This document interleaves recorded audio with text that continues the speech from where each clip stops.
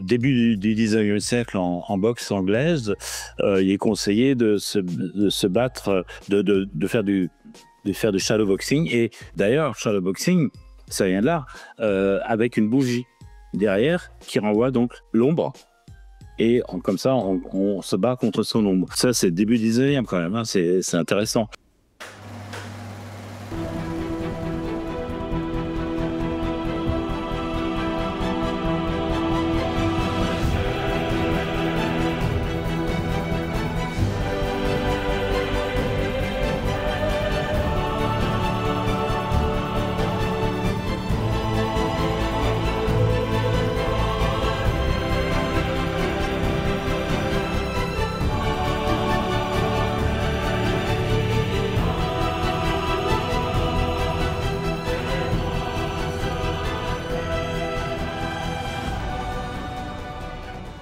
Salut à tous et bienvenue sur la chaîne Histoire des Arts Martiaux. Et aujourd'hui, on va parler de boxe française avec Jean-François Louchet.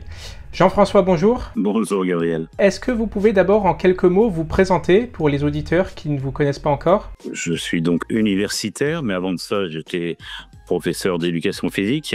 J'ai eu mon CAPES en 82, option boxe française, donc à la fois au niveau pratique, au niveau théorique, et à la suite, j'ai enseigné quelques années en établissement scolaire, et puis j'ai été nommé maître de conférence après ma thèse, qui est le livre dont on va parler, en 1997 à Besançon. Je suis resté assez longtemps dans cette ville, et puis depuis plusieurs années, 8 ans, je suis maintenant à Bordeaux en tant que professeur en sciences sociales et historiques. J'aime bien cette dénomination que j'ai retenue de mon premier laboratoire dont je dépendais à Besançon. Voilà, sur le sport, à la fac de sport à Bordeaux. Et donc ce qui nous amène aujourd'hui, c'est la boxe française, puisque vous avez écrit un ouvrage qui est issu de votre thèse, de la recherche qui a été faite pour votre thèse. Donc un ouvrage sur l'histoire de la boxe française, de la savate. Est-ce que vous pouvez d'abord en quelques mots revenir sur la genèse de ce sujet? Pourquoi avoir choisi la boxe française? Comme je l'ai dit précédemment, je suis quand même issu de cette pratique, puisque au CAPES j'avais fait option boxe française, j'ai combattu aussi plusieurs fois en savate boxe française maintenant on l'appelle. Ça c'est un fondement important, et puis à la suite j'ai continué mes études, master DEVA, en sciences d'éducation, et là j'ai rencontré Yves Garello à Paris en particulier. Ce qui m'intéressait, ce qui m'a toujours intéressé, ce qui m'intéresse toujours, en fait, ce sont les origines, entre guillemets, le mythe des origines.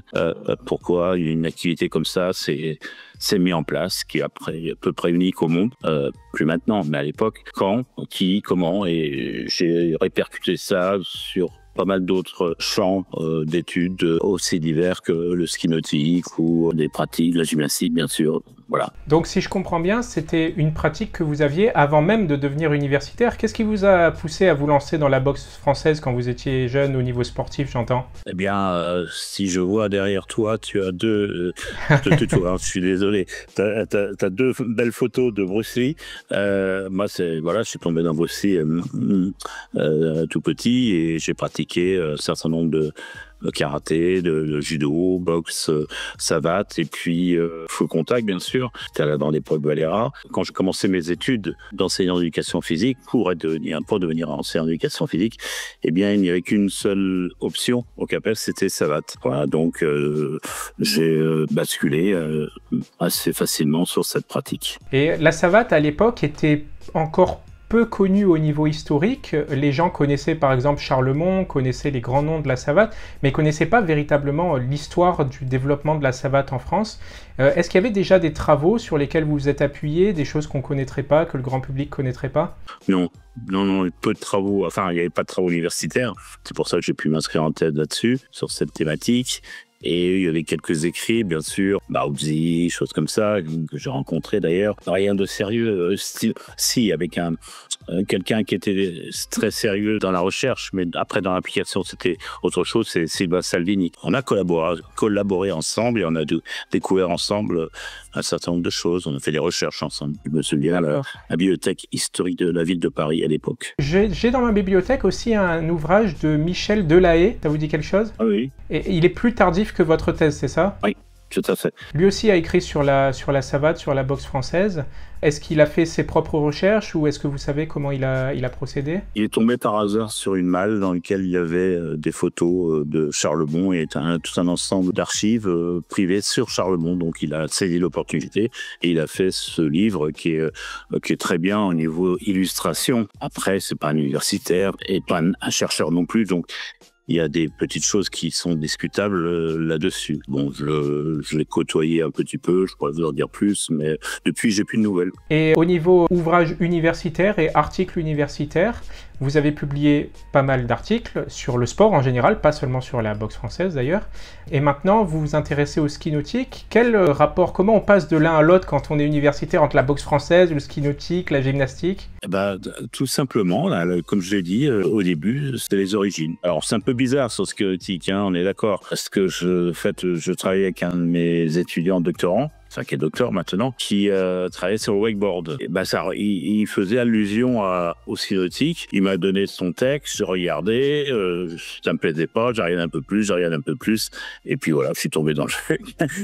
Je me suis posé la question d'où ça vient. Et entre les États-Unis et la France, voilà, il y a deux options qui se sont plus ou moins influencées l'un et l'autre. Bon, j'explique ça, mais c'est surtout la question, oui, pourquoi est-ce que ça apparaît cette pratique et de quelle manière? C'est vraiment la passion de la recherche, c'est la question fondamentale de l'histoire. Comment ça apparaît, comment ça se développe. Et actuellement, je travaille depuis un mois sur un texte. Là aussi, j'ai mis le petit doigt et puis c'est tout le corps qui est passé sur les origines des lambes, c'est-à-dire la lutte à coups de poing, enfin avec frappe sénégalaise. Là aussi, réflexion, disons, culturelle, civilisationnelle, théorique donc. Hein. Ça me plaisait pas de dire que ça a toujours existé. Le mythe de ça a toujours existé, pour moi, c'est un mythe. Et donc, je suis entré là-dessus les pieds joints et je travaille avec un Sénégalais actuellement et j'espère le finaliser très bientôt pour une revue, mais il a pris une dimension tellement importante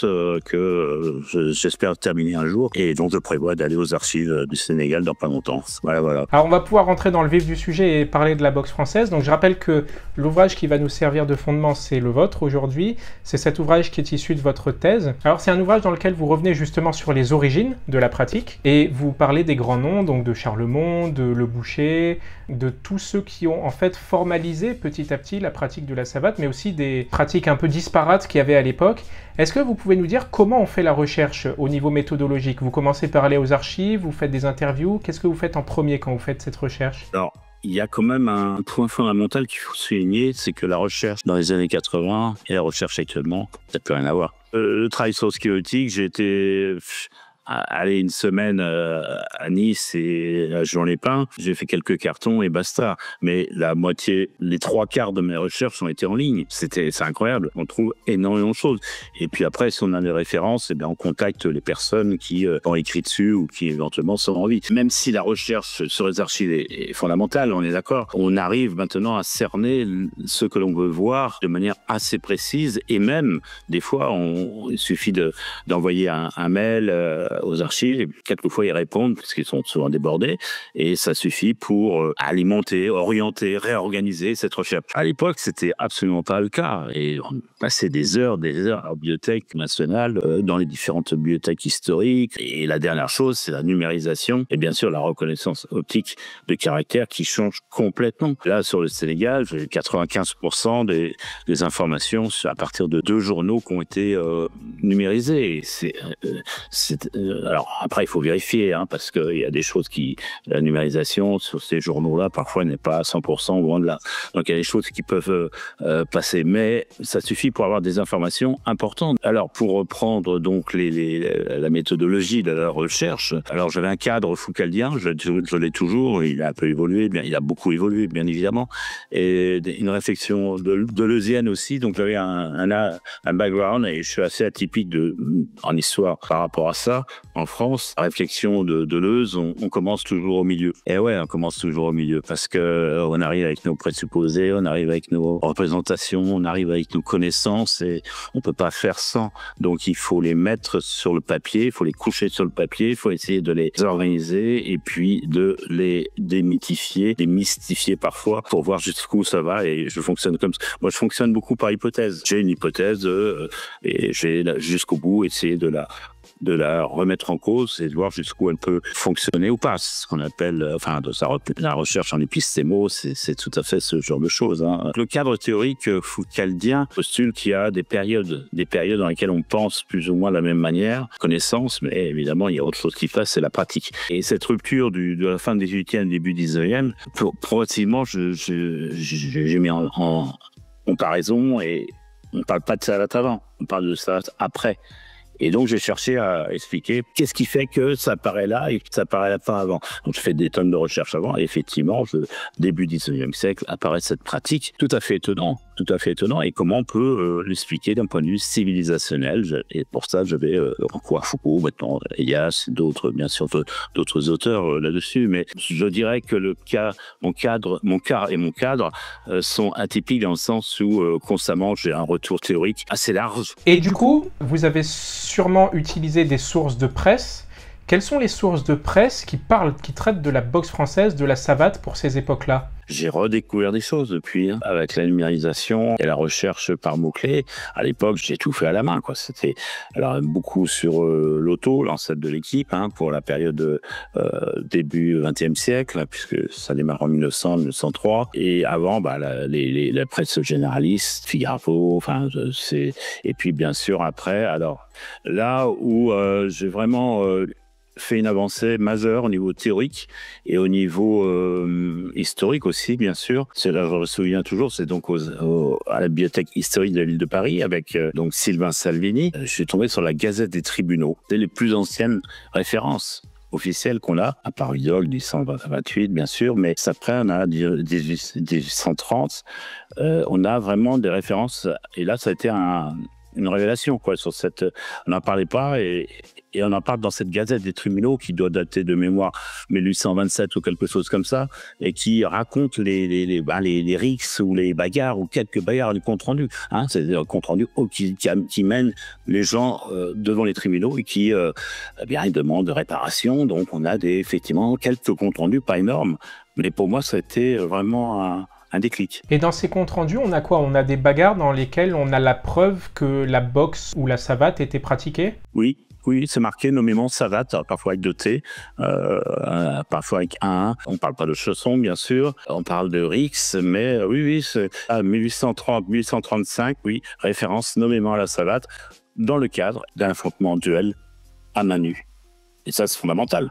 Est-ce que ces rapports sont écrits par les policiers ou est-ce que ce sont des dépositions de témoins ? Comment ça se passe ? Parce que j'imagine que les policiers ou les militaires avaient connaissance de la méthode, et donc peut-être ils ont écrit le mot savate en faisant référence à un coup de pied, alors que le gars n'utilisait pas forcément la savate en tant que technique. Ce sont des journalistes qui assistent aux tribunaux, au débat, et qui retranscrivent. Donc ça, c'est intéressant parce qu'après, on voit bien que le mot n'étant pas fixé, on n'est pas très connu de ce que ça donne, mais on a quand même des renseignements. Alors bien sûr, on n'a pas des descriptions techniques parce que les techniques étaient très peu développées à cette époque-là et c'est en relation, bien évidemment, entre les deux. Mais on sait que on a le coup de pied bas, c'est pas égal, t'as tes sabots, moi j'ai que mes chaussures, enlève tes sabots, on se met à pieds nus et comme ça, on sera égal. Il y a vraiment une discussion, une rixe qui est formalisée, c'est pas une rixe,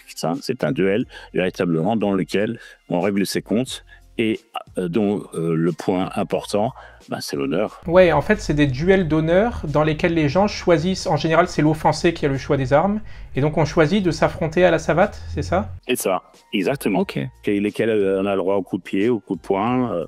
Il n'y en a pas énormément, il y a une mémoire 5-6, mais c'est suffisant pour qu'on ait un bel imaginaire de ça. D'accord. Et ça se passe en général dans les cafés. Alors soit on sort, soit ça se passe dans les cafés. Donc il y a aussi un des facteurs Et ça va m'amener à Foucault, bien sûr, et à toute une réflexion historique, fondamentalement, qui est l'urbanisation des gens qui viennent sur Paris, notamment des campagnards, et qui, donc, du coup, Paris s'accroît et des débits de boissons s'accroissent, et donc les relations s'accroissent aussi, et parfois jusqu'à faire des duels, quoi. Et cette savate qui est pratiquée à ce moment-là, comment les gens en ont connaissance? Elle est enseignée dans les académies? Non, il n'y a pas d'académie. Il y a très peu de choses. C'est très, très peu.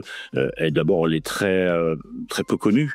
Comme je disais, le journaliste l'écrivait de T ou un T. Après, il y a des explications qui sont les plus diverses possibles.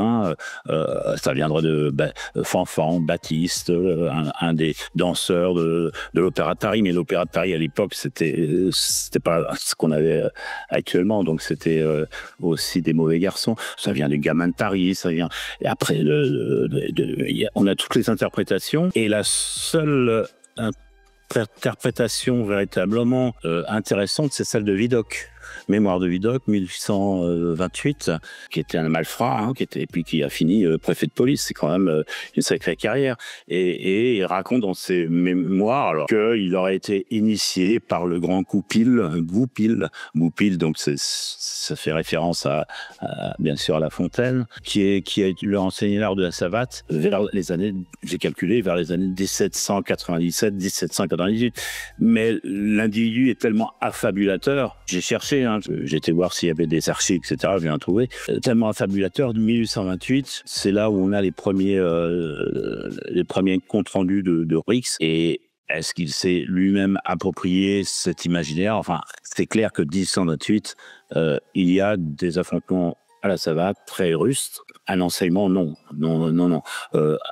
À partir du début des années 1830, oui, il y aura des petites salles ou des arrières salles de café. Et là, on a effectivement de renseignements à partir des années 1830, 135, de gens qui font un peu de savate dans les arrières salles de café. Mais très, très peu. Et des véritablement salles, à les sortes de associations, clubs, ce sera bien sûr Théophile Gautier, 1842, c'est-à-dire fin des années 30, et puis des salles Le Cours, mais ça encore un peu plus loin.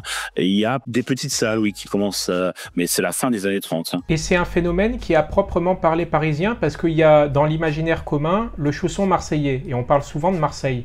C'est à proprement parler uniquement parisien jusqu'à quelles années? Uniquement parisien. Le chausson marseillais, c'est un mythe. Alors il y a un double mythe.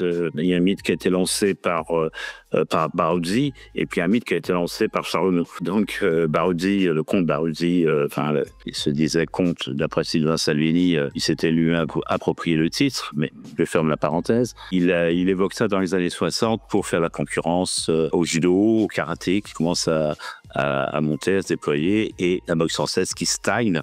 Donc il se réfère à Charlemagne, qui lui, dans son livre, il écrit les deux, 1899, il évoque ce chausson marseillais dans les années 1850. Donc j'ai été voir ce chausson marseillais. Il y a aucune salle, il y a rien. On a la simple gravure de Mazui, la célèbre, dans laquelle il y a des marins qui se mettent un coup de pied, une sorte de rabot en capoeira, une main au sol, et puis donne un coup de pied.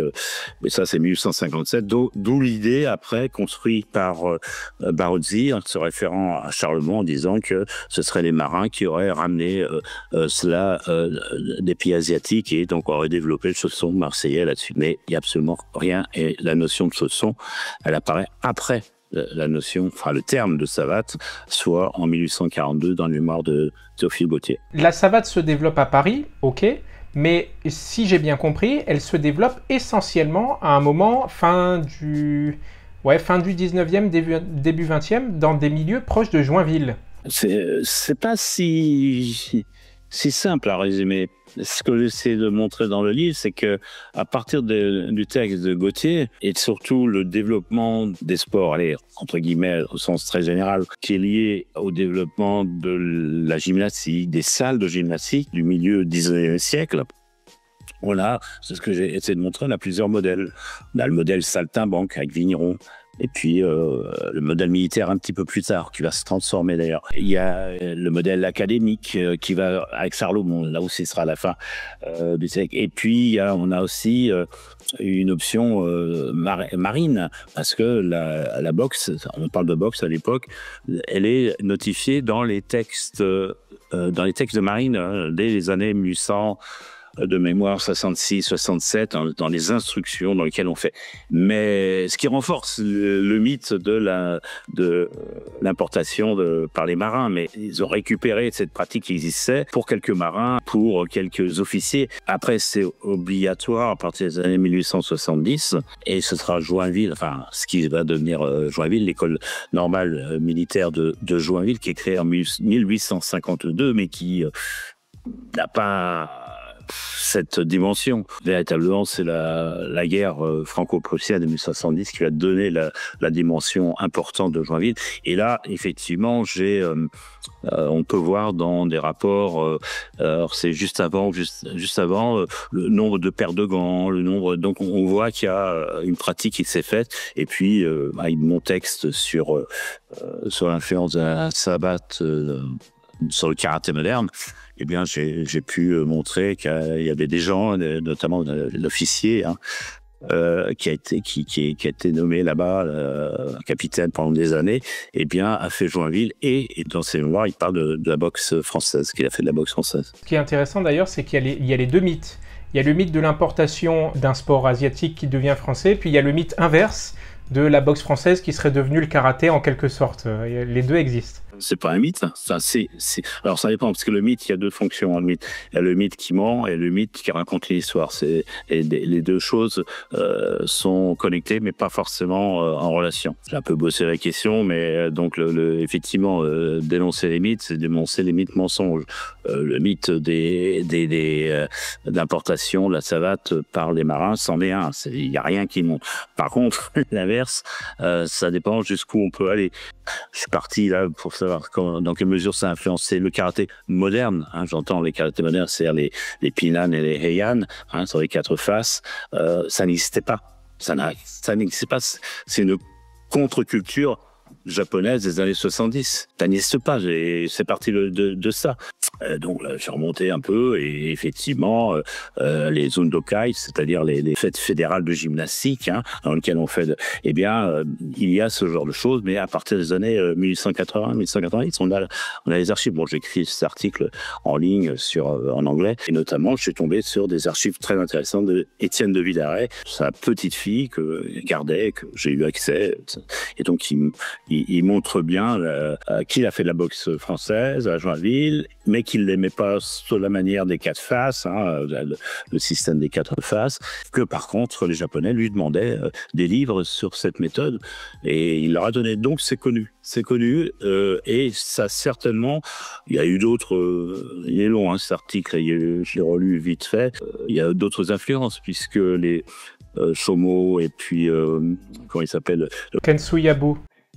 Voilà, c'est ça. Eh bien, ils ont été qui ont donc influencé, ont été dans des écoles militaires, puisque donc ils sont dans les îles d'Okinawa, mais ils ont été formés dans les écoles militaires qui étaient créées par les Français en 1870. Et les Français ont quitté cette école 3 ou 4 ans après leur formation. Donc, il y a forcément une culture française militaire qui existait, et notamment cet enseignement sur les quatre faces qui était important. Il y a une question que je me posais à propos de cette influence française. Il y a un truc, bon, j'avais lu l'article, je l'avais même commenté en vidéo une fois il y a quelques années. Il y a quelque chose qui m'avait surpris, c'est que Itosu, c'est le professeur de Kensuyabu et Hanashiro Shomo. Et pourtant, on a l'impression, en lisant votre article, que Hanashiro Shomo et Kensuyabu ont enseigné à Itosu la méthode sur les quatre faces ou quelque chose de similaire. C'est ça. Et est-ce qu'on en a la preuve? Non. Je termine l'article là-dessus. Nommément, il n'y a pas de preuves, mais c'est une fois qu'ils sont revenus, et dans ces zones d'Okai, dans lesquelles on parle de ces quatre faces, alors sans parler de Joinville, mais de démonstration de karaté, c'est au début du XXe siècle. Ok. Ouais, parce que Itosu, si j'ai bonne mémoire, il crée les Heian en 1905, quelque chose comme ça. Oui, les Pinan, oui, en 1905.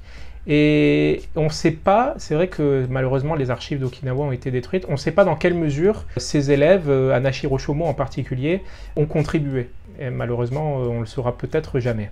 Enfin, peut-être jamais, mais il y a quand même... Ça n'existait pas, les 4 faces. Les karatés de 4 faces, les katas de base, ce n'étaient que des katas qui ont été reconstruits à partir de l'influence okinawaïenne, chinoise, etc.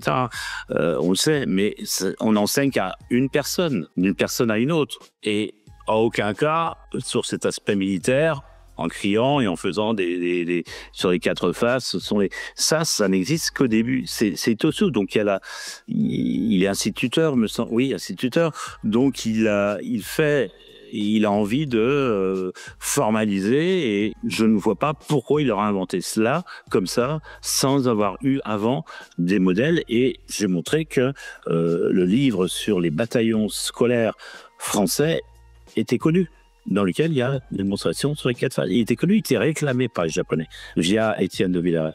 Ouais. Donc le système sur les 4 phases était connu, il a même été demandé.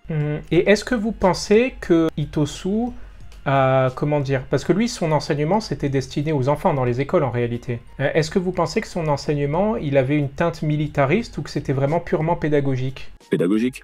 Renforcement physique, renforcement moral, et au-delà de ça, bien sûr, éventuellement une utilisation militaire. Mais la Nippon Butokokai est 1895, le karaté n'y est pas. On va revenir un peu sur la boxe française, du coup on a un peu dévié sur le karaté. Est-ce que vous avez vu, parce que ce triple modèle dont vous parlez, le modèle de Joinville, un peu militaire, le modèle, on va dire, académique, et le modèle saltimbanque, moi je le retrouve un peu dans les débuts du judo. Est-ce que vous avez vu d'autres sous-modèles ou des choses qui ne sont pas vraiment des modèles, des pratiques qui sont vraiment uniques ? Oui, salle défense par exemple. Côté le boucher, ça c'est Charlemont qui le raconte, qui accueillait ses élèves après week-end. Il disait alors, s'est-on un peu battu ce week-end pour avoir mis en application ce que je vous ai enseigné. C'est quelque chose moi je l'ai appelé forme, c'est-à-dire quelque chose qui se transforme et qui n'est pas fixé véritablement, mais qui va infuser, diffuser les autres modèles ou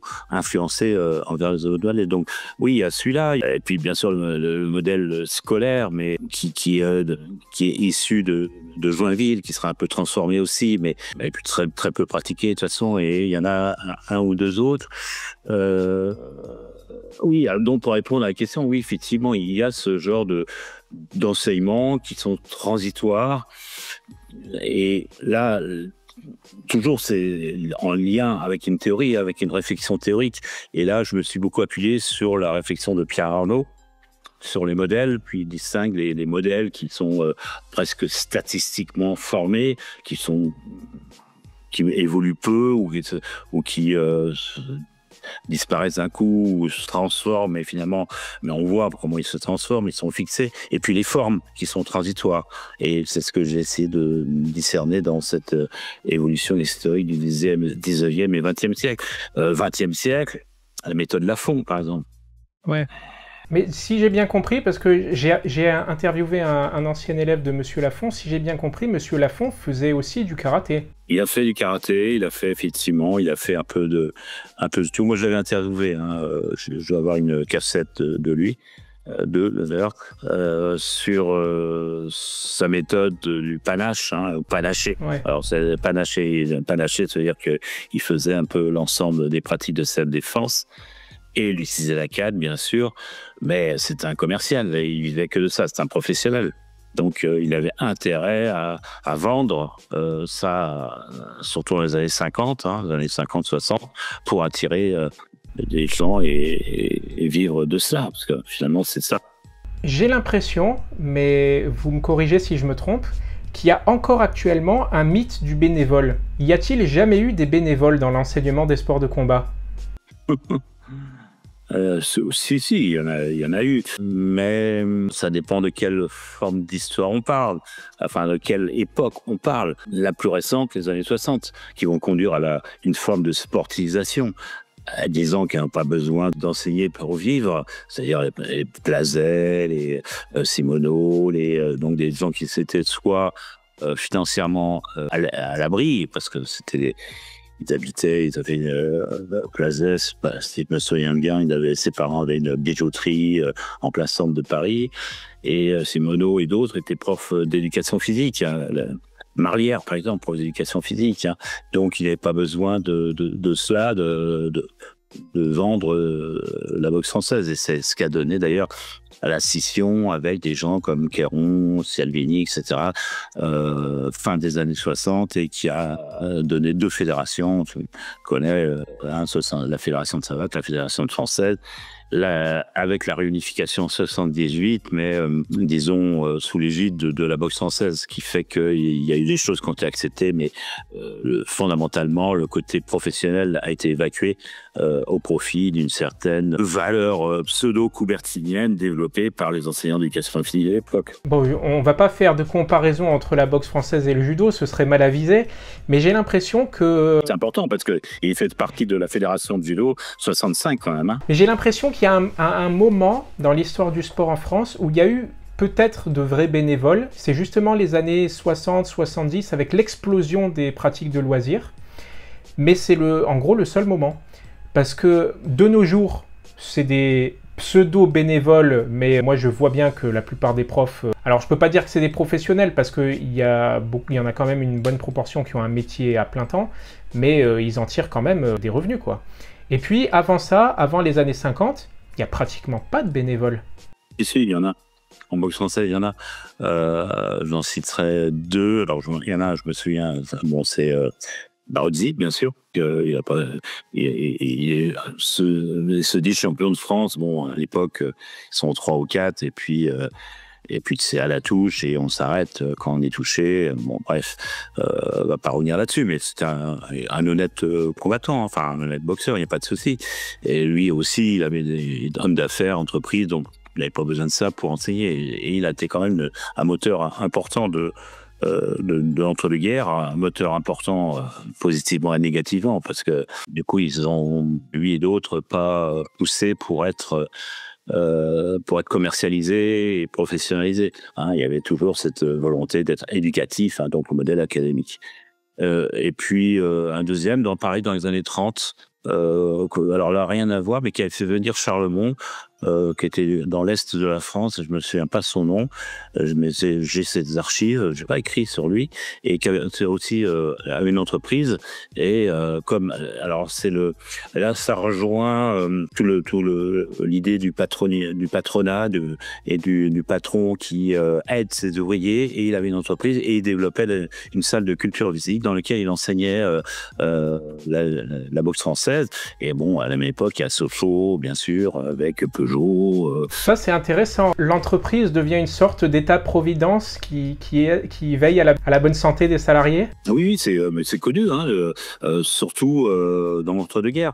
On cite Peugeot, Michelin, Clermont-Ferrand, il y en a, et bien souvent, ces gens-là développent ce qu'on appelle la méthode Hébert. Hébert, la méthode naturelle, mais dans laquelle il y a, en 1954, après son décès d'ailleurs, ou 57, il est décédé 54, je crois, et bien il développe un petit livret, parce qu'il a énormément publié, Hébert. Alors lui, c'est un professionnel, hein, énormément publié, et il a publié sur l'histoire de combat, 1957, et dans lequel il y a la boxe française. Donc il enseignait la boxe française, mais sous une méthode qui est plutôt la Charlemont, hein, qui est donc avec le côté éducatif, les bras en balancés et des références.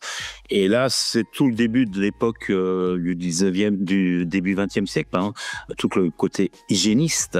Hein, il faut absolument renforcer le capital humain dont on parle, et Hébert, bien sûr, en disant qu'il faut développer ce capital humain en se rapprochant de la nature. Bon, Villarella a montré que c'était pas du tout cela. J'ai retrouvé là, il y a 2 semaines, les archives de Bernard Midan, qui était prof de judo dans le sud, là au Fort Carré d'Antibes. Dans les archives, j'ai retrouvé, au bout de 4 années de recherche quand même, le planning d'une semaine de formation au Fort Carré avec le nom des formateurs, etc. Et il y a une petite note d'un des anciens stagiaires du Fort Carré. Et il cite le capitaine Pousse, et il y a écrit, : l'herbétisme, c'est comme le sexe, ça se pratique à poil. Donc apparemment, je sais pas ce qu'il faisait au Fort Carré, mais ça avait l'air intéressant. Ouais, ben oui, c'est l'hébertisme, c'est la première méthode enseignée sous Vichy, dans les instructions officielles de 41. Donc pourquoi? Parce que tout simplement, il faut refaire bien sûr le sol ne ment pas, comme disait Pétain, la terre ne ment pas. Ils vont revenir à la terre, revenir aux valeurs et donc aux valeurs françaises. Et ces valeurs françaises, c'est un peu embêtant de revenir à Moros au 19e siècle, c'est un espagnol. Coubertin, c'est pas ça parce que le sport c'est dangereux. Ou les Allemands avec le Tournen à la fin du 19e, finalement il y en a qu'un qui est bien français, c'est Hébert. Donc la méthode a été portée, développée. D'ailleurs c'est la seule fois où Hébert a été accepté à l'école, même s'il a été énormément connu auparavant, il a énormément publié, énormément, mais c'est un ancien militaire, donc après il a essayé de répandre sa propre méthode. Une fois la Première Guerre mondiale passée, donc il n'avait pas besoin il avait sa solde, mais quand même il se faisait un peu payer là-dessus, mais c'est aussi un professionnel amateur, pourrait-on dire, mais il n'y avait pas besoin.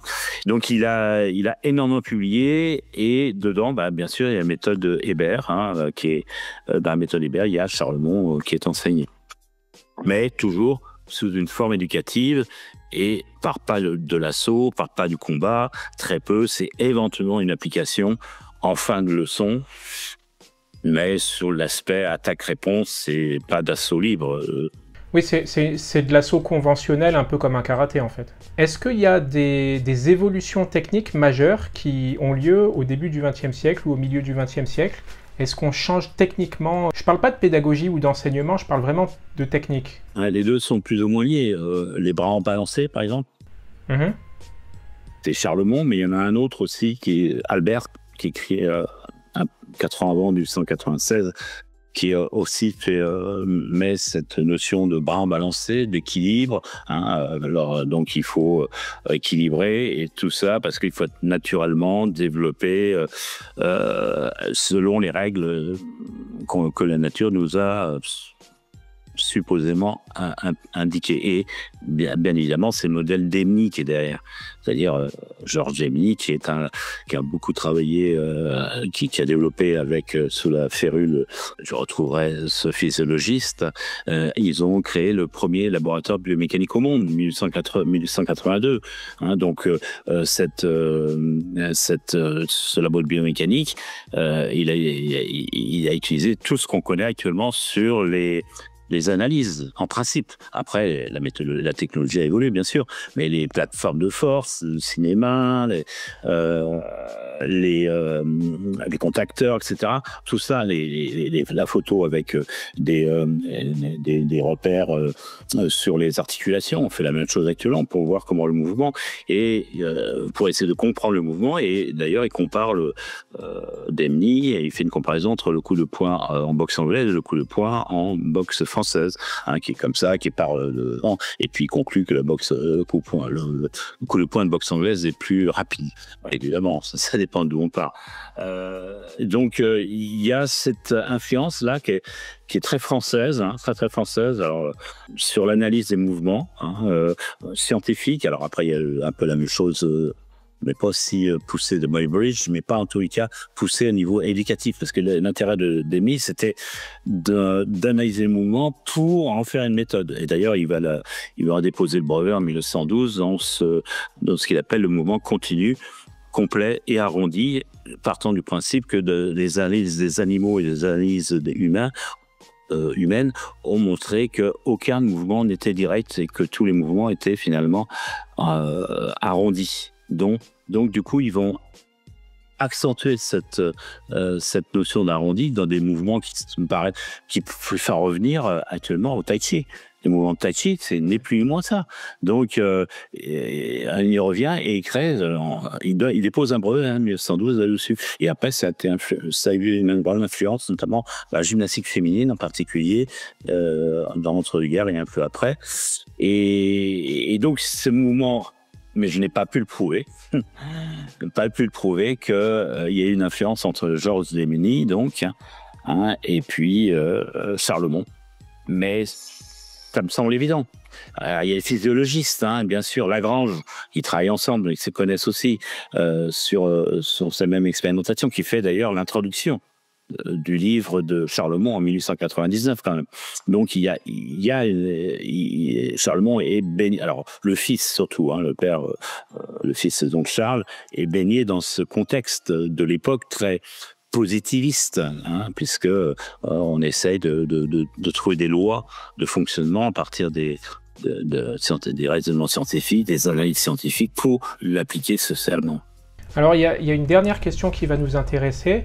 J'ai remarqué, en regardant parce que moi, je collectionne les ouvrages de l'époque et puis les journaux aussi. J'ai pratiquement tous les numéros de La Vie au grand air, j'ai La boxe et les boxeurs, enfin j'en ai pas mal, vous avez vu quand vous êtes venu la dernière fois. Et j'ai remarqué, peut-être que je me trompe, que les pratiquants de boxe française sont de grands théoriciens et de grands professeurs, mais pour beaucoup de piètres combattants, alors que les pratiquants de boxe anglaise sont très souvent de bons combattants, ils ont l'habitude de se battre et de se faire éclater. Par contre, c'est de piètres théoriciens. Qu'est-ce que vous en pensez? Ça dépend du moment. Ça dépend du moment. Lorsque Guillaume, en 1969, va faire 2 ou 3 voyages au Japon pour rencontrer des kickboxers et qui gagne à chaque fois, il utilise la savate, hein, donc c'est un bon combattant, il y a aucun souci. En plus, il va donner des cours au Shakiritis à l'époque à Hollande. Charlemont, effectivement, alors ça dépend père Charlemont père, ben, c'est un ancien militaire, a priori, il a quand même pas mal donné concrètement ce qu'il était, hein, donc mais il a pas, je pense pas que ça soit lui qui écrit le livre, même s'il le signe. Son fils Charles a énormément, parce que c'est énormément décrit, mais il y a quand même cette tentative effectivement de théoriser, encore une fois, beaucoup ce qu'il a fait. Sur la boxe anglaise, c'est pareil, hein, il y a des, quand même, là, il y a quand même un contre-exemple patent de ce que j'ai dit, hein, c'est Carpentier. Carpentier, champion du monde, champion d'Europe, etc., qui écrit en 1912 ma méthode scientifique. Oui, je l'ai le bouquin, mais c'est tardif. Après, il y a le livre de Daniel Mendoza, un peu plus ancien, qui est pas mal. Mais c'est très, comment dire, le bouquin de Daniel Mendoza, je l'ai, c'est quand même très basique. C'est bloquer avec le gauche, frapper avec le droit, quoi. Bah, c'est un siècle plus tôt, hein, donc c'est 1789. Hein. Et ouais, donc ça n'a rien à voir. Et ça n'existait pas à cette époque-là. Donc, et c'est les débuts, d'ailleurs, j'ai écrit là-dessus, c'est les débuts techniques de la boxe anglaise, véritablement. Boxe anglaise à point nu, ce qui est différent de la boxe anglaise avec les gants qui vont se développer après par la suite, avec d'autres mythes, etc. Mais on ne peut pas en reparler, mais je suis sur un livre là-dessus. Et du coup, en termes de comparaison, est-ce que, j'ai l'impression, hein, mais peut-être que c'est moi qui me fourvoie, les gars de la boxe anglaise, au tournant du XXe siècle, ils ont l'habitude d'aller jusqu'au sang, parce qu'en fait c'est ça les combats de boxe anglaise, hein, ils se mettent des tartes dans la gueule, alors qu'en boxe française, ils s'arrêtent au premier sang quand même. C'est beaucoup plus compliqué que ça. Beaucoup plus compliqué. D'abord, il y a les professionnels et les amateurs en boxe anglaise, ce qui n'est pas la même chose. Dès le milieu du 19e siècle, hein, avec les règles du marquis de Queensberry qui ne sont pas des marquis de Queensberry et qui ne sont même pas de John Chambers. Là, je suis en train d'écrire là-dessus. Ah, ça, je ne le savais pas. Je pensais qu'elles étaient de John Graham Chambers. Non, tu serais venu à ma conférence au Jurescam, c'est sur le mythe. J'ai développé 2 mythes, le mythe effectivement la savate et puis le mythe de la boxe anglaise et notamment la création de. Non, je prouve que c'est pas lui. Et en tous les cas, entre 1867, il n'y a pas de règle, jusqu'à 1870, il n'y a pas de règle. Et il apparaît en 1879 sous la férule d'un boxeur professionnel qui a fait 3 ou 4 combats, qui s'appelle... Je me souviens plus, mais ça retrouverait. Et donc, Chambers, c'est simplement organisé. Il n'était pas boxeur même. Il ne boxait pas. Il était journaliste, je crois. Non, il était un peu journaliste, mais il était surtout passeur, mais il n'a pas besoin de travailler, quoi. Il était la grande bourgeoisie, hein, puisqu'il a été dans la même école que Queensberry. Donc, non, pas Queensberry. Si, Chambers, c'est Queensberry. Oui, c'est ça. Ils étaient ensemble et c'est pour ça qu'il a accepté de donner son nom, Queensberry, à cette compétition. Au départ, c'est une compétition 1867. C'est une compétition, la Cups, Championships, Queensberry Cup, des choses comme ça. Mais il n'y a pas les règles. Les règles se font progressivement et ce n'est pas Chambers. Ça, c'est une première mondiale. Hein. Enfin, là, c'est une deuxième mondiale, puisque je l'ai dit là où je rescam à Vannes. Ce qu'on avait remarqué, c'est que les gants sont adoptés progressivement, l'usage des gants. C'est-à-dire que pour certains combats, à certains moments, ils sont adoptés dans ces années-là, entre 75 et 90. Pour d'autres, non. Et puis, petit à petit, ils sont adoptés définitivement. Mais c'est progressif quand même. Oui, mais alors, là aussi, ça dépend. Parce qu'à partir de Queensberry, mais un peu avant, hein, il y a le boxe amateur. Donc, on ne va pas rencontrer des professionnels. Et là, un boxe amateur, on met donc dans les lycées, enfin dans les collèges, éventuellement à l'armée, choses comme ça. On ne rencontre pas les professionnels. Les professionnels, oui, là, je suis d'accord, ils prennent progressivement les gants. Et à partir de 1892, comme on dit, même s'il y en a eu d'autres, c'est là où que les gants ont été définitivement adoptés. Mais il faut voir aussi l'influence de la boxe amateur derrière, et notamment du club National London Club, National Boxing Club, qui prend en main contre un autre club l'organisation de la boxe, qui est donc le côté amateur contre le côté professionnel. C'est beaucoup plus compliqué que ça. Dès qu'on met c'est comme l'histoire. Hein. L'histoire, c'est compliqué et la vie de tous les jours est compliquée. Donc pourquoi ce serait plus simple en remontant 2 ou 3 siècles avant, Ouais. Ouais, c'est vrai que en fait, moi j'ai cette idée-là parce que je suis pas du tout spécialiste de la boxe anglaise. J'ai lu quelques bouquins, mais dans les bouquins et dans les articles, surtout sur ces années-là, le tournant du XXe siècle, on se concentre énormément sur la boxe professionnelle et en fait, il y a très peu de choses sur la boxe amateur. Elle se développe véritablement, la boxe amateur en tant que compétition, à partir des années 70. Le championnat du monde, c'est 1974 de mémoire, amateur. Pourquoi ? Parce qu'il y a des gens qui pratiquent, il y a des gens qui arrivent, et surtout qu'il y a des médailles et qu'il y a des nations derrière. Donc on met de l'argent à l'INSEP, puis il y a une section qui se met en place fin des années 70, etc. Ouais. Okay. Mais c'est compliqué. Bon, là, j'ai un bouquin, ça doit être à 300 pages. J'espère qu'il sortira un jour.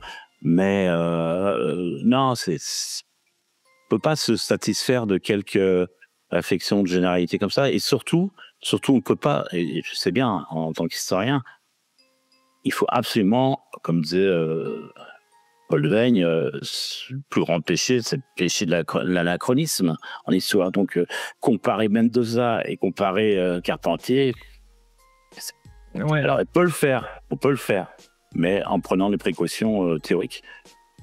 Non, c'était surtout pour comparer, pour Mendoza, c'était surtout pour comparer, on va dire, la théorisation de la boxe anglaise et puis éventuellement ce qui aurait pu exister en boxe française au même moment. Mais c'est vrai qu'au même moment, en boxe française, il n'y a rien, enfin, on n'en sait rien, quoi. Non, il n'y a rien. Et est-ce qu'il y a des archives ou des pistes que vous n'avez pas encore explorées ? Sur la savate, donc, savate boxe française.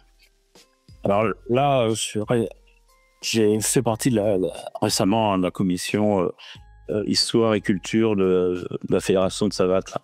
Donc on s'est réunis hier avec Luc Cerruti qui a écrit un livre aussi dessus, et puis on est en train de voir pour développer, faire un livre, plusieurs livres sur des aspects peut-être moins connus, peut-être la police militaire, choses comme ça, et qui sont aussi importants.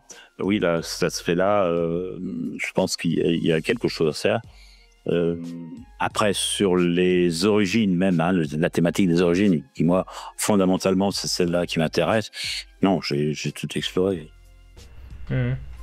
Et en ce qui concerne la boxe française plus récente, on va dire, depuis les années 70, 80, 90, est-ce que vous voyez des modifications, des changements de paradigme, des choses qui ont été vraiment bouleversées depuis les années 70, ou est-ce que globalement ça suit la trajectoire sportive habituelle ? Non, il y a eu alors, des différences fondamentales au point de vue technique et au point de vue valeur, pourrait-on dire, puisque récemment, Oui, fin des années 90, mais je n'ai pas travaillé assez la question. Et début 2000, il y a le Shots Fight qui s'est mis en place, c'est-à-dire l'idée par la fédération, mais après qu'il y a eu des problèmes de reconnaissance, puis non, ça se développe indépendamment, une sorte de professionnalisation, et ça a bloqué énormément. Ça c'était la grande marotte de Sylvain Salvini, d'accepter le combat et de faire des compétitions avec d'autres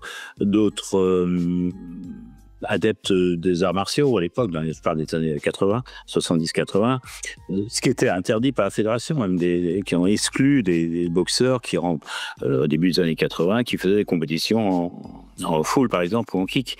Donc, et là, en classe, qui est exclu de compétition. Donc, mais c'est à l'époque, et c'est vraiment, et c'est sous la direction de quelqu'un, que je connais bien, mais Jean Well, qui a été président pendant des années, ancien boxeur, prof de gym, énarque.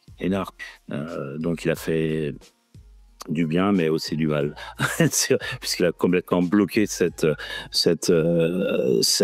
évolution professionnelle de la boxe française. Sur le plan technique, oui, la bisbille avec la Savate, avec la fédération de Savate, fédération nationale de boxe française, 1973-1914, qui a donné lieu à la fédération actuelle, 1978.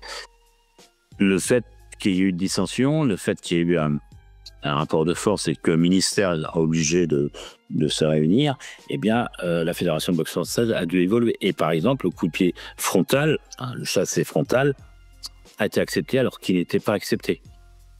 Par exemple, ou le revers, si le revers était accepté, ou les armées, même si les armées étaient toujours aussi importants, on en tenait moins compte au niveau lorsqu'on était en première série, en série nationale. C'est intéressant parce que moi je suis en contact avec quelques gars de la boxe française qui parfois font des épisodes comme vous le faites en ce moment pour ma chaîne, pour raconter un peu l'histoire de la boxe. Bon, c'est pas des universitaires, mais j'ai l'impression que c'est des irréductibles gaulois, c'est-à-dire que eux, la boxe française sportive réunifiée depuis 78, ils veulent pas en entendre parler. Ils achètent les bouquins d'époque de Le Boucher, etc. Et puis ils travaillent à partir des manuels un peu à la mode arts martiaux historiques européens, vous voyez. Et j'ai l'impression qu'il y en a de plus en plus. Par mon côté prof, c'est quelque chose qui, depuis les années 1990, le retour aux sources, l'héritage, on le sait, je fais 2 bouquins là-dessus, sur le patrimoine, etc. Et dans le sport en particulier, mais pas que, est devenu très important. C'est refaire ce qu'on appelle les revivalismes et les reenactments. Revivalisme, on fait pas comme, mais on s'inspire et puis on essaye de faire de s'inspirer, de faire des choses un peu plus modernes. Et le reenactment, c'est-à-dire refaire les mêmes choses, le combat de Carpentier contre Dempsey, voilà, exactement, les 4 rounds, et puis comment il a pris, et ça vient d'Angleterre, en particulier les anglo-saxons, dans lesquels ils refont les batailles, Waterloo, bataille, d'autres choses comme ça. Ouais, c'est les reconstitutions. Ouais. Exactement, c'est le reenactment. Ça a touché rapidement le sport en Angleterre, et c'est venu après aux États-Unis et en France beaucoup, et donc les arts martiaux européens, historiques européens, viennent de cela, de cette tendance à rechercher, à refaire le passé. Alors, entre ceux qui pensent trouver des vérités dans le passé et ceux qui prennent un peu de recul, il y a quand même beaucoup d'écart. C'est-à-dire que, idéologiquement, derrière des choses avec lesquelles je ne suis pas d'accord, quoi. Et même scientifiquement, on ne pourra jamais, et puis jamais faire un mouvement du passé, même mouvement du passé. On a beau s'habiller, refaire avec l'époque, on va transformer et on va mettre au goût du jour. Et d'ailleurs, ce qu'on connaît. Et d'ailleurs, c'est très intéressant, par exemple, sur comment on est passé de la boxe à point nu à la boxe avec gants. Et actuellement depuis une vingtaine d'années, mais ça existe avant, mais c'est redevenu sur les réseaux sociaux, les combats avec à point nu, qui sont... Oui, il y a même une fédération aux États-Unis, le bare knuckle. Voilà, bare knuckle, et qui ont été underground, qui ont été vraiment pas autorisés, et des choses... Je me souviens avoir rencontré des gens qui, à Londres, à la fin du XXe siècle, allaient à ce genre de choses. C'est Fight Club, le film, on est là-dessus, et effectivement, ça existait. Et qu'est-ce qu'on voit? Et donc, alors, il y a le film, il y a aussi les vidéos qui remettent véritablement ce qui se passe. Mais c'est terrible. On voit, ils font des enchaînements. Enfin, c'est de la boxe sans gants, comme si c'était la boxe avec gants. C'est-à-dire qu'ils utilisent le pique-nique. Je suis pas tout à fait d'accord avec vous pour la première fois. Vous voulez regarder les combats de bare knuckle? Oui, alors pas ceux de bare knuckle, moi je regardais ceux qui... J'en ai beaucoup regardé, j'ai fait un travail là-dessus sur la vidéo, la visio. Alors peut-être que ça a changé depuis, mais ceux que j'ai vus, alors c'était organisés en campagne ou pas, eh bien ils utilisent véritablement des enchaînements de boxe anglaise. Ouais, ouais c'est vrai, mais pour le bare knuckle aux États-Unis, moi je regarde de temps en temps, c'est très intéressant. On retrouve des coups qui étaient perdus. Par exemple, le undercut, ça existait pratiquement plus. Ils font plein d'undercuts, ils ont les gardes un peu lointaines comme avant. Et on retrouve des postures, des choses qui en fait... parce qu'ils ont vous savez, des protections pour les poignets un peu dures, mais ils ont vraiment les mains nues. Donc je pense qu'ils ne peuvent pas mettre tout le poids du corps dans des frappes, ils s'éclateraient les mains sur le crâne, enfin ils se briseraient les os. Alors, sans doute dans ces combats, peut-être qu'ils mettent d'un certain niveau, mais dans ceux que j'ai vus, de tous les jours, c'était vraiment des enchaînements mais étonnants, quoi, des esquives, et on se demande comment ils se pètent pas effectivement les doigts. Or, ils ne faisaient pas ça au XVIIIe siècle. Hein, on était comme ça à distance, et on utilisait surtout le bras avant pour parer, et on donnait le bras arrière de temps en temps. Dans le bras arrière pour parer, et surtout le bras avant, ce qui a donné parfois le style anglais. Qu'est-ce qui s'est passé? Comment on est passé de l'un à l'autre? Bah, tout simplement, il y a eu les transformations techniques grâce aux gants et grâce à la boxe anglaise avec gants, qui a fait qu'on a travaillé, on a les uppercuts, première apparition du uppercut dans les écrits, mais 1807, ça n'apparaît pas avant, très peu. Une gravure allemande, mais c'est pareil, un uppercut, c'est un gars du 15e siècle qui fait ce genre de choses, et ce n'est pas utilisé comme une finalité du uppercut. L'uppercut n'est possible que si vous avez un rapprochement. Or, du 107, on est déjà sur les sparring, à partir des compétitions de sparring, à partir des années 1802. Donc, on est sur de l'entraînement beaucoup plus. Donc, c'est ça qui, donc on comprend pas en compte, et qui parfois m'énerve un peu, c'est que tu vois, il y a une continuité. Non, il n'y a pas eu de continuité. Il y a eu dans l'intermédiaire, il y a eu quand même cet apprentissage technique et d'entraînement grâce aux bancs, grâce au club, grâce aux entraîneurs, grâce au sac, et qui fait que on a pu, et que maintenant quand on frappe avec les poings, effectivement on fait pas ça, mais on va techniquement mettre la même chose pour ne pas se péter le scaphoïde en particulier. Donc il y a eu cette transformation de la technique, mais à l'intermédiaire, il y a eu quand même cette phase du 19e et du début 20e siècle, qui est la compétition avec gants. Dernière question, parce qu'on est déjà à 1h pile, à propos du matériel. Bon, on le voit tous dans les vieux bouquins, dans les vieux articles. La plupart des premiers professeurs, que ce soit en boxe anglaise, en boxe française, même en judo d'ailleurs des fois, ils inventaient, entre guillemets, je dis bien entre guillemets, leur matériel qu'ils proposaient à la vente parfois, etc. Est-ce que vous pouvez parler un petit peu de l'évolution du matériel sur le XXe siècle, par exemple, pour pratiquer la boxe? La taille a été fixée plus ou moins par les marqués de Queensbury, et il y a quand même une évolution entre... Alors, je vais remontrer un peu avant, hein, puisque c'était les cordes et les rings, elles n'apparaissent que fin 18e, ça, à peu près. Et puis après, ça, comme c'était interdit, c'était à l'extérieur et puis transformé. Mais le ring surélevé, effectivement, c'est dans la deuxième moitié du 19e siècle. C'est marrant parce que ça ressemblait beaucoup au doyo au début, au doyo de sumo. C'était un peu surélevé, c'était rond, il y avait deux marques pour les box. Ça ressemblait un peu au doyo de sumo quand même. Alors, les combinaisons de sumo, 16e siècle, 17e siècle, sont étonnamment sportives, entre guillemets. C'est des combinaisons entre individus, mais supportées par des empereurs, enfin des myo de l'époque, et contre un autre, il y a des travaux historiques qui ont été faits, qui sont en train de faire là-dessus. On est effectivement sur une phase que j'appellerais très sportive, anglaise, l'équivalente à peu près du XVIIIe siècle, mais qui est due simplement aux caractéristiques politiques et sociaux de l'époque. C'est-à-dire cette idée d'une sorte d'isolationnisme, et l'Angleterre est une sorte d'isolationnisme, et pour se valoir son territoire, eh bien, on va donner un champion de ce territoire, le titre de champion d'un territoire. Et pour en revenir au matériel, vous voyez des évolutions sur le sac de frappe, sur les balles à double élastique, ce genre de choses? Alors, bien sûr, depuis quelques années, c'est tous les capteurs qui font qu'on n'est plus sur les mêmes choses. Tous les capteurs qui sont maintenant directement sur le sac, qui donnent des renseignements pratiquement tout de suite, enfin qui sont tout de suite donnent la puissance, la vitesse, etc. Et il y a des expériences qui sont menées là-dessus, qui sont vraiment très ça n'a plus rien à voir, quoi.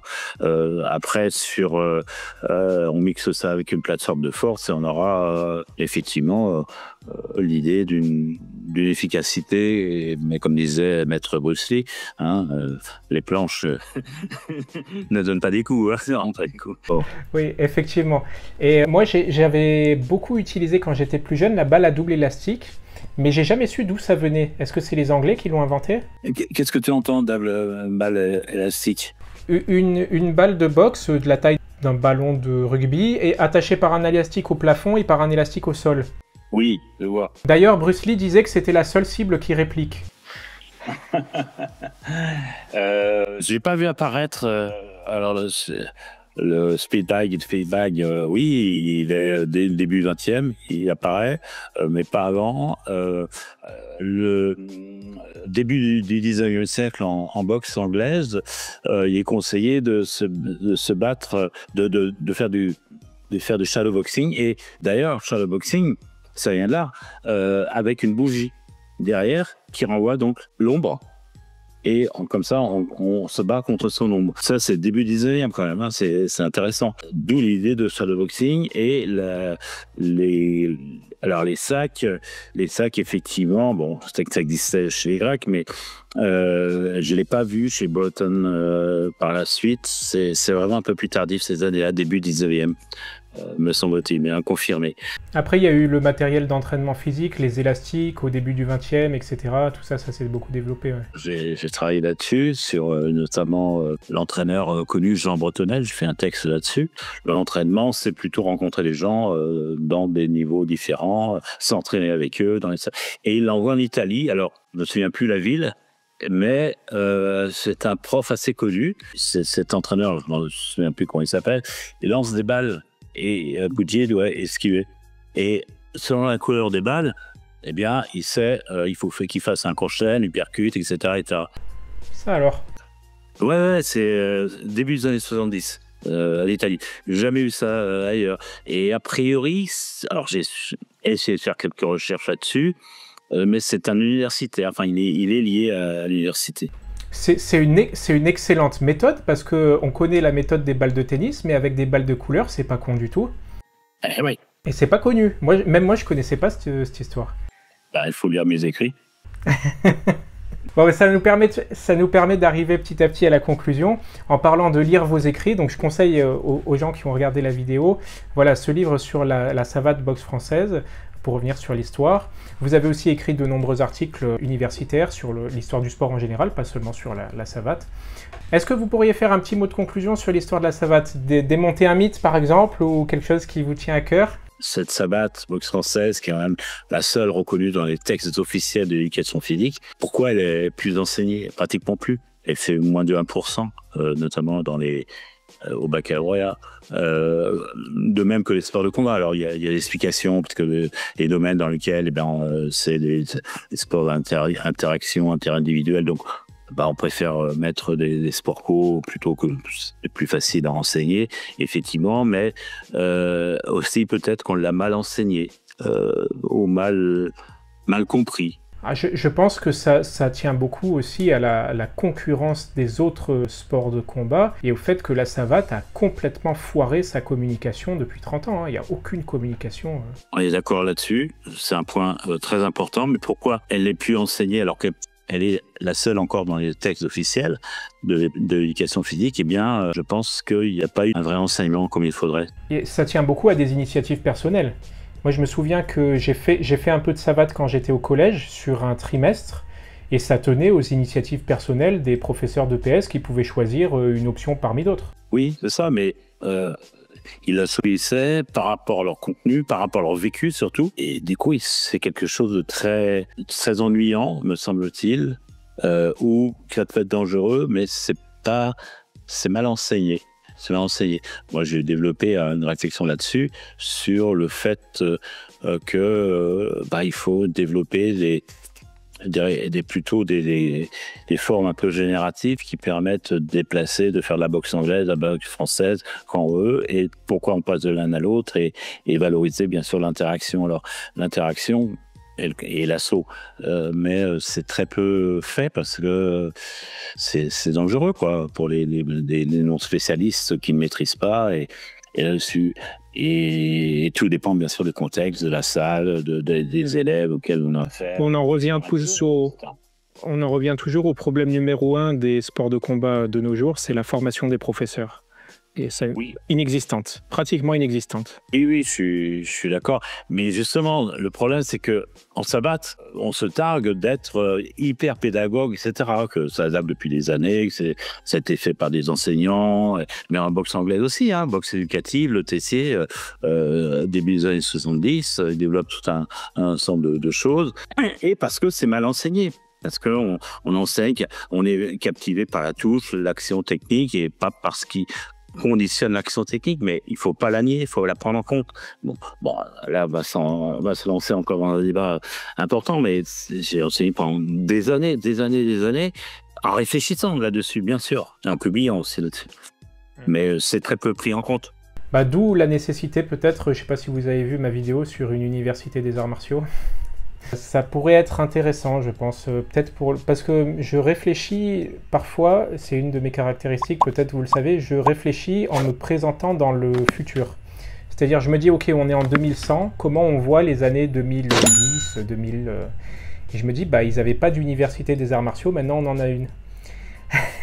Ça peut paraître stupide, mais en fait, de réfléchir à l'inverse, comme ça, en se projetant dans le futur, on se dit, mais en fait, ça ne peut que exister dans le futur. Parce que c'est nécessaire. Il y a peu de formation des professeurs, ils sont peu formés à la pédagogie, à la biomécanique, même au marketing. Ils ouvrent des salles, ils font n'importe quoi en termes de marketing, des fois, alors qu'ils sont professionnels. Alors, ce qui est intéressant, moi, les Jour Escam, qui ont été créés en 95, je ne les ai pas tous faites, mais quand même, je suis depuis longtemps. C'est ces journées d'arts martiaux, sur l'espoir de combat et arts martiaux, qui continuent malgré tout. On y suis allé, là, il y a quelques semaines à Vannes. Je dirais, petit comité. Bon, il n'y avait pas fait énormément de pubs, trentaine de personnes, mais des jeunes. Et les jeunes qui veulent relancer l'association, qui veulent relancer le mouvement. Et peut-être que l'année prochaine, je vais déposer un dossier de recherche dessus, sur les arts martiaux, sport de combat à travers la violence en particulier. Financer ça, c'est juste ça comme une sorte de, peut-être dans une ANR, financé par une ANR, donc un gros budget, et je terminerai ma carrière là-dessus. Je vais faire un mot de conclusion, donc je rappelle pour les auditeurs, voilà, si vous voulez connaître l'histoire de la savate boxe française, je mettrai les liens dans la barre de description. Jean-François, merci pour toutes ces précisions, pour toutes ces connaissances. On se tient au courant pour ma thèse, hein? Pas de